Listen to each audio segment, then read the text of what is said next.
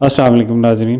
عوام میں یہ مشہور ہے کہ عورتوں کی نماز مردوں سے مختلف ہے، جبکہ حقیقت یہ ہے کہ عورتوں کی نماز ہو بہو ویسی ہی ہے جیسی مردوں کی ہے، یعنی عورت بھی اسی کیفیت میں نماز ادا کرے جس کیفیت میں مرد ادا کرتا ہے۔ اس بات کو ہم نصوص کی روشنی میں واضح کریں گے تاکہ آپ کو یقین ہو سکے کہ واقعی عورتوں کو بھی مردوں کی طرح ہی نماز ادا کرنا ہے۔ ہمارے معاشرے خصوصاً بر صغیر میں عورتوں کی الگ نماز کا تصور اور رواج بعد کی پیداوار ہے۔ جب سے لوگوں نے محمد صلی اللہ علیہ وآلہ وسلم کو چھوڑ کر دوسروں کو اپنا امام بنانا اور ان کی تقلید کرنا شروع کیا، تب سے یہ معاملہ اختلافی بن گیا۔ ان کے مطابق عورتوں کا ہاتھ اٹھانا، ہاتھ باندھنا، رکوع کرنا، سجدہ کرنا، قعدہ کرنا سب کچھ مردوں سے الگ ہے، جبکہ ہم میں سے اکثر لوگوں نے حرمین شریفین کی زیارت کی ہے۔ وہاں پر عرب عورتوں کو مردوں کی طرح نماز پڑھتے دیکھا جا سکتا ہے۔ یہ عرب خواتین عہد رسول اور عہد صحابہ سے ہی مردوں کی طرح نماز پڑھتے ہوئے آ رہی ہیں، حالانکہ ان میں حنبلی، شافعی، حنفی اور مالکی تمام شامل ہیں۔ یہیں اسلام پہلے آیا اور یہیں سے اسلام دنیا میں پھیلا ہے، اس لیے یہاں کا طریقہ نماز ہمیں شعور دیتا ہے کہ عورتوں کے نماز پڑھنے کا صحیح اور اصل طریقہ وہی ہے جس طرح عرب کی خواتین پڑھ رہی ہیں۔ ایسا نہیں ہے کہ صرف عرب کی خواتین ہی مردوں کی طرح نماز پڑھ رہی ہیں، بلکہ دنیا میں جہاں بھی تقلید سے ہٹ کر قرآن و حدیث پر عمل کرنے والے لوگ رہتے ہیں، وہاں مردوں اور عورتوں کی نماز میں کوئی فرق نہیں کیا جاتا، کیونکہ شارع شریعت حضرت محمد صلی اللہ علیہ وآلہ وسلم نے نماز کا ایک ہی طریقہ بتایا ہے۔ انہوں نے مردوں کے لیے الگ اور عورتوں کے لیے الگ نماز کا طریقہ نہیں بتلایا۔ اب چلتے ہیں دلائل کی طرف۔ پہلے قرآن میں غور کریں کہ اللہ تعالیٰ نے ایک ہی کتاب قرآن کی شکل میں نازل فرمائی ہے۔ ساری آیات میں مرد و عورت دونوں شامل ہیں۔ ایسا نہیں ہے کہ عورتوں کا قرآن الگ ہے اور مردوں کا قرآن الگ۔ البتہ قرآن کی جو آیت عورت یا مرد کے لیے خاص ہے وہ عورت یا مرد کے ساتھ خاص مانی جائے گی، مگر جو آیات خاص نہیں ہیں ان میں مردوں کے ساتھ عورتیں بھی شامل ہیں۔ ٹھیک یہی معاملہ حدیث کا بھی ہے۔ حدیث کی 6 معتبر کتابوں یعنی بخاری، مسلم، ابو داؤد، نسائی، ترمذی اور ابن ماجہ میں سے ہر ایک کتاب میں کتاب الصلاۃ کا عنوان موجود ہے۔ اس کتاب کے تحت شروع سے لے کر آخر تک نماز کی مکمل تفصیلات، رکعات و کیفیات سے متعلق ساری احادیث موجود ہیں۔ ان احادیث کو جمع کیا جائے تو سینکڑوں کی تعداد میں ہوں گی، مگر ان سینکڑوں احادیث میں ایک بھی کوئی حدیث ایسی نہیں ملتی کہ جس سے ثابت ہو کہ مرد کی نماز الگ ہے اور عورت کی نماز الگ ہے۔ پاکستان کے مشہور حنفی ادارہ جامعہ البنوریہ العالمیہ سے ایک خاتون نے سوال کیا کہ میں اسلام میں عورت کی نماز کے لیے حوالہ جاننا چاہتی ہوں، اور میں حوالہ صرف صحاح ستہ سے چاہتی ہوں، صرف سجدہ اور تشہد کے بارے میں، پلیز صرف انہی کتابوں سے، دوسری کتابوں سے نہیں۔ اس سوال پر احناف کے عالمی ادارے نے جواب دیا کہ صحاح ستہ سے جواب طلب کرنا بڑی جسارت ہے۔ آگے لکھتے ہیں کہ سائلہ کو چاہیے کہ بہشتی زیور سے نماز کا طریقہ پڑھ کر اس طریقے سے نماز ادا کرے۔ آپ یہ فتویٰ ادارے کی ویب سائٹ پر دیکھ سکتے ہیں۔ اس فتویٰ سے آپ یہ جان سکتے ہیں کہ جو لوگ عورتوں کی الگ نماز کا طریقہ بتاتے ہیں ان کے پاس احادیث کی امہات الکتب سے ایک بھی دلیل نہیں ملتی۔ اب ایک بنیادی بات سمجھ لیں کہ عورتیں بھی شرعی مسائل میں مردوں کی طرح ہی ہیں، یعنی اسلام نے جس چیز کا بھی حکم دیا ہے اس حکم میں عورتیں بھی شامل ہیں، سوائے استثنائی احکام کے جو مرد یا عورت کے ساتھ مختص ہیں۔ نبی کریم صلی اللہ علیہ وآلہ وسلم کا فرمان ہے، عورتیں شرعی احکام میں مردوں کی مانند ہیں۔ نبی کریم صلی اللہ علیہ وآلہ وسلم کے اس فرمان کو ذہن میں رکھتے ہوئے عورت اور مرد کی نماز سے متعلق آپ صلی اللہ علیہ وآلہ وسلم کا اہم ترین فرمان ملاحظہ فرمائیے۔ ابو سلیمان مالک بن حویرث بیان کرتے ہیں کہ ہم نبی کریم صلی اللہ علیہ وآلہ وسلم کی خدمت میں مدینہ میں حاضر ہوئے اور ہم سب نوجوان اور ہم عمر تھے۔ ہم نبی کریم صلی اللہ علیہ وآلہ وسلم کے ساتھ 20 دنوں تک رہے۔ پھر نبی کریم صلی اللہ علیہ وآلہ وسلم کو خیال ہوا کہ ہمیں اپنے گھر کے لوگ یاد آ رہے ہوں گے، اور نبی کریم صلی اللہ علیہ وآلہ وسلم نے ہم سے ان کے متعلق پوچھا جنہیں ہم اپنے گھروں پر چھوڑ کر آئے تھے۔ ہم نے نبی کریم صلی اللہ علیہ وآلہ وسلم کو سارا حال سنا دیا۔ آپ بڑے ہی نرم خو اور بڑے ہی رحم کرنے والے تھے۔ آپ صلی اللہ علیہ وآلہ وسلم نے فرمایا کہ تم اپنے گھروں کو واپس جاؤ اور اپنے ملک والوں کو دین سکھاؤ اور بتاؤ، اور تم اس طرح نماز پڑھو جس طرح تم نے مجھے نماز پڑھتے ہوئے دیکھا ہے، اور جب نماز کا وقت آ جائے تو تم میں سے ایک شخص تمہارے لیے اذان دے، پھر جو تم میں سے بڑا ہو وہ امامت کرائے۔ اس پوری حدیث پر گہرائی سے نظر ڈالیے تو معلوم ہوتا ہے کہ چند صحابہ کرام نبی کریم صلی اللہ علیہ وآلہ وسلم سے دین اور نماز کا طریقہ سیکھ کر گھر لوٹے۔ آپ صلی اللہ علیہ وآلہ وسلم نے انہیں حکم دیا کہ تم جاؤ، یہ باتیں اپنے گھر والوں کو بھی سکھانا، اور نماز اسی طرح پڑھنا جس طرح تم نے مجھے 20 دن تک نماز پڑھتے ہوئے دیکھا ہے۔ گھر والوں میں بیوی، ماں، بیٹی اور بہن شامل ہیں۔ اگر عورتوں کی نماز کا طریقہ الگ ہوتا تو آپ صلی اللہ علیہ وآلہ وسلم انہیں وضاحت سے بتا دیتے کہ تم مرد تو میری طرح نماز پڑھنا، مگر اپنے گھر کی عورتوں کو مردوں سے الگ نماز کی تعلیم دینا۔ آپ نے ایسا نہیں فرمایا، گویا عورتوں کی نماز کا طریقہ وہی ہے جو مردوں کا ہے۔ اس بابت یہ حدیث تم اسی طرح نماز پڑھو جس طرح مجھے پڑھتے ہوئے دیکھتے ہو فیصلہ کن ہے۔ نیز یہ حدیث عام ہے۔ عام حدیث کے تحت عورتیں بھی شامل ہوں گی کیونکہ عورتیں شرعی احکام میں مردوں کی مانند ہیں۔ مذکورہ بالا حدیث صحیح بخاری میں 3 مقامات پر وارد ہے۔ اب صحیح مسلم سے ایک واضح حدیث پیش ہے جو بیان کرتی ہے کہ مرد و عورت کی نماز بالکل ایک جیسی ہے۔ چنانچہ حضرت سہل بن سعد رضی اللہ عنہ بیان کرتے ہیں، اور میں نے دیکھا کہ رسول اللہ صلی اللہ علیہ وآلہ وسلم ممبر پر کھڑے ہوئے اور تکبیر کہی، لوگوں نے بھی آپ صلی اللہ علیہ وآلہ وسلم کے پیچھے تکبیر کہی، اور آپ صلی اللہ علیہ وآلہ وسلم ممبر پر تھے۔ پھر آپ صلی اللہ علیہ وآلہ وسلم نے رکوع سے سر اٹھایا اور الٹے پاؤں اترے یہاں تک کہ سجدہ کیا ممبر کی جڑ میں، پھر لوٹے یہاں تک کہ نماز سے فارغ ہوئے۔ اس کے بعد آپ صلی اللہ علیہ وآلہ وسلم لوگوں کی طرف متوجہ ہوئے اور فرمایا، اے لوگوں، میں نے یہ اس لیے کیا کہ تم بھی میری پیروی کرو اور میری طرح نماز پڑھنا سیکھو۔ اس حدیث سے معلوم ہوتا ہے کہ نبی کریم صلی اللہ علیہ وآلہ وسلم نے صحابہ کو نماز کی تعلیم دینے کے لیے ممبر پر چڑھ کر نماز پڑھائی تاکہ واضح طور پر نماز کی کیفیت اور ادائیگی کو دیکھا جا سکے۔ ہمیں یہ بھی معلوم ہے کہ مسجد نبوی میں آپ کے پیچھے مقتدی میں خواتین بھی نماز پڑھتی تھیں۔ جب آپ صلی اللہ علیہ وآلہ وسلم نے ممبر پر نماز ادا فرما لی تو آپ نے صحابہ کو مخاطب ہو کر فرمایا، اے لوگوں، میں نے یہ اس لیے کیا کہ تم بھی میری پیروی کرو اور میری طرح نماز پڑھنا سیکھو۔ کیا آپ کا یہ واضح فرمان عورتوں کے لیے نہیں تھا؟ اور آپ نے جس طرح نماز پڑھی وہ عورتوں کے لیے نہیں تھی؟ بالکل تھی۔ آپ کا ممبر پر ادا کیا گیا طریقہ نماز اور آپ کا واضح فرمان کہ مجھ سے نماز کا طریقہ سیکھو صاف صاف بتلاتا ہے کہ عورت و مرد کی نماز کا طریقہ بالکل ایک جیسا ہے۔ اگر عورتوں کے طریقہ نماز میں فرق ہوتا تو جب آپ نے مسجد نبوی میں ممبر پر چڑھ کر مردوں کو نماز کی تعلیم دی اسی وقت عورتوں کو بھی الگ تعلیم دیتے، مگر آپ نے ایسا نہیں کیا، جو اس بات کی ٹھوس دلیل ہے کہ عورت بھی مردوں کی طرح نماز پڑھے گی۔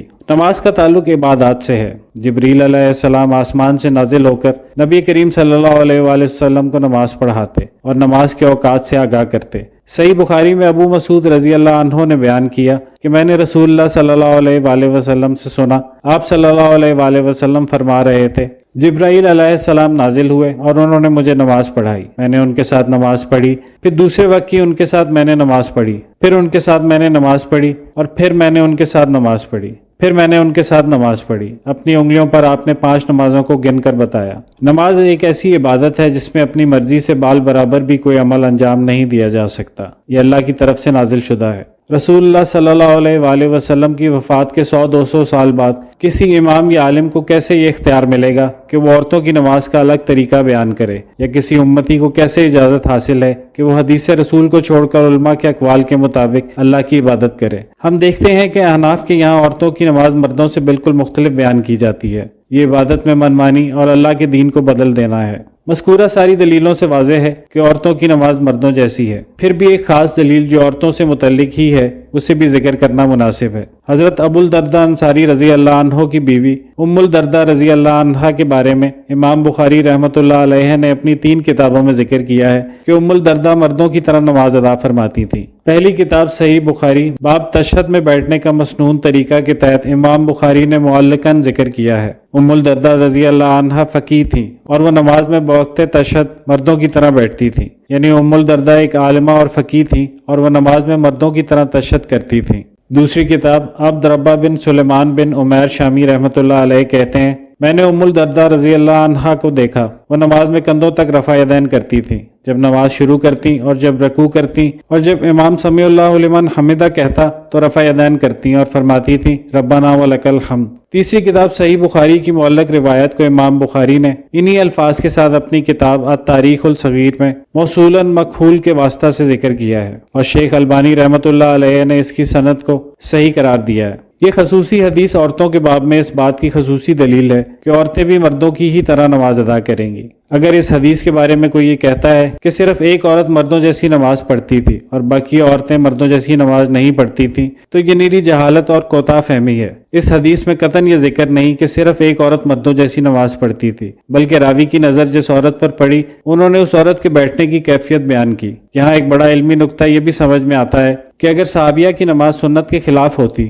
تو راوی ضرور ٹوکتے یا یہ ذکر کرتے کہ وہ خاتون نماز میں سنت کی مخالفت کر رہی تھیں۔ راوی کا محض کیفیت بتانا اس بات کی دلیل ہے کہ عورت کی نماز مردوں کی طرح ہے، اور اس عہد کی عام خواتین بھی مردوں کی طرح نماز پڑھتی تھیں۔ اس پس منظر میں سجدہ سے متعلق صحیحین کی ایک روایت پر بھی غور فرمائیے۔ انس بن مالک رضی اللہ عنہ نے بیان کیا کہ نبی کریم صلی اللہ علیہ وآلہ وسلم نے فرمایا، سجدہ میں اعتدال کو ملحوظ رکھو اور تم میں سے کوئی اپنے بازوؤں کو کتوں کی طرح نہ بچھائے۔ اس حدیث میں نبی کریم صلی اللہ علیہ وآلہ وسلم نے ہر کسی کو مخاطب کر کے فرمایا ہے کہ تم میں سے کوئی بھی سجدہ کرتے وقت کتے کی طرح بازو نہ بچھائے۔ کیا اس حکم میں عورت شامل نہیں ہے؟ بالکل شامل ہے۔ اس حدیث کی بنیاد پر عورتیں بھی اسی طرح سجدہ کریں گی جیسے مرد کرتے ہیں، اور سجدہ کرتے ہوئے کتوں کی کیفیت سے بھی بچیں گی۔ گویا پوری بحث کا خلاصہ یہ ہوا کہ ایک عورت اپنی نماز ٹھیک اسی طرح پڑھے جس طرح مرد پڑھتا ہے، اور مردوں میں بھی وہ مرد جو رسول اللہ صلی اللہ علیہ وآلہ وسلم کی طرح نماز ادا کرتا ہے، نیت، اقامت، تکبیرات، رفع یدین، قیام، رکوع، قومہ، سجدہ، جلسہ، قعدہ اور سلام، سب کچھ حدیث کی روشنی میں ہونا چاہیے، اور یہ سارے اعمال مردوں اور عورتوں کے لیے ایک جیسے ہی ہیں۔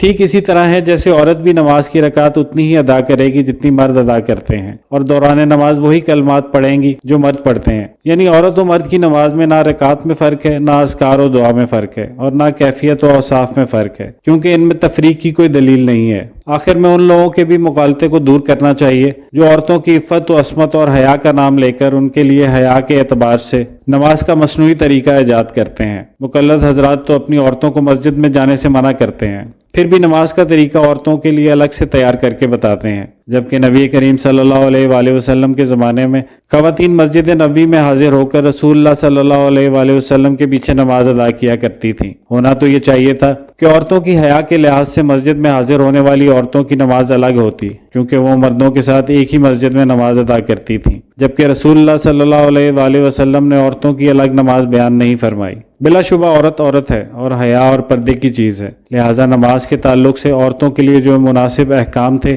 وہ رسول اللہ صلی اللہ علیہ وآلہ وسلم نے بیان فرما دیے۔ اس بارے میں چند احادیث ملاحظہ فرمائی ہے۔ عورت کی نماز مسجد کی بجائے گھر میں افضل ہے۔ نبی کریم صلی اللہ علیہ وآلہ وسلم کا فرمان ہے، عورت کی نماز اس کے اپنے گھر میں صحن کی بجائے کمرے کے اندر زیادہ افضل ہے، بلکہ کمرے کی بجائے اندرونی کوٹری میں زیادہ افضل ہے۔ دوسری حدیث کے مطابق عورت مسجد میں نماز پڑھ سکتی ہے لیکن خوشبو لگا کر نہ آئے۔ حضرت زینب ثقفیہ رضی اللہ عنہا بیان کرتی ہیں کہ نبی کریم صلی اللہ علیہ وآلہ وسلم نے فرمایا، جب تم میں سے کوئی عورت مسجد کی طرف جائے تو وہ خوشبو کے قریب بھی نہ جائے۔ تیسری حدیث، مسجد میں عورت و مرد کے ایک ساتھ نماز پڑھنے پر عورتوں کی صف مردوں سے پیچھے ہوگی۔ حضرت ابو ہریرہ رضی اللہ عنہ کا بیان ہے کہ نبی کریم صلی اللہ علیہ وآلہ وسلم نے فرمایا، مردوں کی صفوں میں سب سے بہتر صف پہلی صف ہے اور سب سے بری آخری صف ہے، اور خواتین کے لیے سب سے بری پہلی صف ہے جبکہ مردوں کی صفیں ان کے قریب ہوں، اور اچھی صف پچھلی صف ہے جو کہ مردوں سے دور ہو۔ چوتھی حدیث، عورت مردوں کی امامت نہیں کرا سکتی، نہ مردوں کے ساتھ نماز پڑھتے ہوئے آواز نکال سکتی ہے۔ مرد امام سے غلطی ہو جائے تو اس ضرورت کے وقت بھی زبان سے آواز نہیں نکالے گی،